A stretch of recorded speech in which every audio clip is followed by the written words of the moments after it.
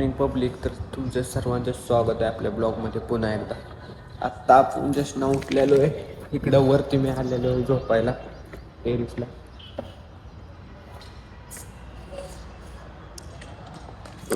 तुम्ही बघू शकता रांजणगाव आहे हे रांजणगाव.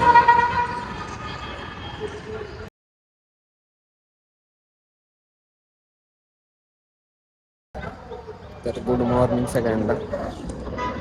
तुम्ही बघू शकता त्या साईडला मंदिर आहे बघा रांजणगावचं. आपलं जो परत लवकर ब्लॉक येणारच आहे त्याच्यावर. टेरिसला आलतो झोपायला कारण की ढेकण नावाचं एक आहे इकडं. एवढं चावतं ना बेकार. तुम्हाला तर माहितीच असेल जे पुण्यात रूमवर राहिला आहे त्यांना लय बेकार चावतंय. त्याच्यामुळे झोपायला झाली माझी झोप. आता जायचं खाली फ्रेश व्हायचं. तर चला फ्रेश होऊया. तर आपण झालेलो आहे फ्रेश. तर आज आपण रांजणगावचा ब्लॉग बनवणारच होतो महागणपतीवर, पण विषय काय झाला आहे, माझा मित्र गेला आहे फर्स्टशिपला, त्याच्यामुळं शूट करायलाच कोण नाही आहे. त्याच्यामुळं आज कॅन्सलच झाला आहे. पण लवकरात लवकर आपला ब्लॉग येईल आणि खतरनाक असणार आहे तो ब्लॉग मंदिराचा पूर्ण. सगळी माहिती बिहिती सगळी सांगणार आहे मी त्याची.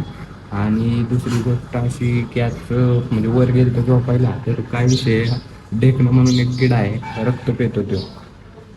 त्याच्याविषयी काय सांगायचं आता, लय बेकार आहे तो. आम्ही रात्री 2-2 वाजता उठून बसलो. एवढा बेकार चावतो ना, झोप लागत नाही. मलाही माहीत नव्हतं. तुम्हाला हे काय काय जे पुण्यात राहिलं आहे, कुठं राहिलं आहे ते रूमवर असे, त्यांना माहीतच असेल ढेकणं काय आहे. कारण की गावावरून येणाऱ्या माणसांना माहीतच नसते ढेकणं काय आहे. कारण की मी एकदा गेलो मुंबईला लालबागच्या विसर्जनासाठी मित्रांनी, आणि मग येता येता थांबलो पुण्यात थांबल्यावर तो रूमवर त्यांच्या चाललेलो त्याच्या पप्पाच्या रूमवर चाललेलो. तेवढ्यात तो म्हणला की आमच्या रूमवर ढेकणं आहेत. म्हणलं असतं ढेकणं काय, खायचा प्राणी म्हणजे खायचं असेल काहीतरी झाडबीड, काय काय आहे नक्की. तो काय किड आहेत तसली, रक्त प्यायचे. म्हणलं आता काय खरं नाही म्हणलं आपलं. म्हणलं चल जाऊ बघू काय होईल ते होईल. गेलो रूमवर, काय तेव्हा नाही काय चावलं एवढं, पण झोपलो. असली बेकार चावायला लागलं. मी उठून रात्री 3 वाजता असं पुढं येऊन झोपलेलो रूमच्या बाहेर. एवढे बेकार चावत्यात ना, लय बेकार आहे ते, लय बेकार आहे ढेकणांचा विषय. एकदा झाली का नाही लवकर जात पण नाहीत. आणि आपण जर ते चांगलं राहिलं ना, साईड सीनचे ह्यांचे येतातच, गादे असतात ना, त्या गाद्यामध्ये होऊन जातात. लय विषय हार्ड आहे ढेकणांचा, बेकार आहे काम.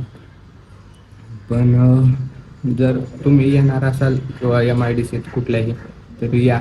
पण कसा विषय, MIDCत काम करून खरंच काय फायदा नाही. कारण की मी आज मावले काहीच उपयोग नाही MIDCत काम करून. मोकळ्यात आपण हे करतो, या मित्र बोलावतात. मित्रांच्या ह्याच्यावर तर तवाच येऊ नका, कारण की काय काय मित्र नुसते बोलावतात इथे, आपल्याला सगळं लागते वाट आपली. तर मी तर आलतो मी स्वतःच्या ह्याच्यावर. पण आता काय बघू, मी लय दिवस करणार नाही कंपनीत काम. कंपनीतले काम लय अवघड असते, म्हणजे कोणाची बोलणी खाय ती. कारण की आपण कधी गावाला कोणाची बोलणी खाल्ली नव्हती ना, त्याच्यामुळे आपल्याला सवय नाही कोण काय म्हणाल काय नाही, असा विषय आहे. बाकी पगार पण काय एवढा नसतो. 15,000 नाही परवडत नाही का. 15,000 लाईफ तर आपण नाहीच काढू शकत, पण आत्तासुद्धा परवडत नाही. कारण की 15,000 लई किरकोळ आहे. आणि 15,000 असं निघून जातो. रूम भाडं 3,000, खायला आहे ती तरी आम्ही रूमवर बनवतो, त्याच्यामुळे खर्च तरी कमी जातो. नाहीतर मेसवर गेल्यावर काय 2,500 रुपये मेसच असते, असा विषय. IT असं नाही तर वाढावी, पण पगार तेवढा तरी सेम 15,000. बघा मग तुमच्या काही, मला तर वाटतं गावाकडेच एखादी कला शिका, त्याकडे टॉप व्हा आणि त्या कलेलाच पुढं घेऊन चाला, 100% सक्सेस आहे. कारण की कंपनीत काम करून काय आपण कंपनी टाकू शकत नाही मोकळ्यात, ही नाही का असं तसं. आणि मग मित्र म्हणत असतील तुम्हाला की इकडं मजा आहे काय, माझ्या बिजा नाही, वडापावर काढायला लागतात दिवसभर. अवघड विषय नाही का, असा विषय आहे. माझं म्हणतो सगळे लागतात जिंदगीचे. तर आपला ब्लॉग तिथंच संपतोय आता, कारण की बोलायलाच काय नाही. त्याच्यामुळे ब्लॉग मी इथंच एंड करतोय. आपला ब्लॉग येईलच पुढं, बघत राहा, कंटिन्यू करत राहा. सबस्क्राईब करा आपल्या चॅनलला. आपले नवीन व्हिडिओ सगळ्यात पहिले तुमच्यापर्यंत पोहोचतील.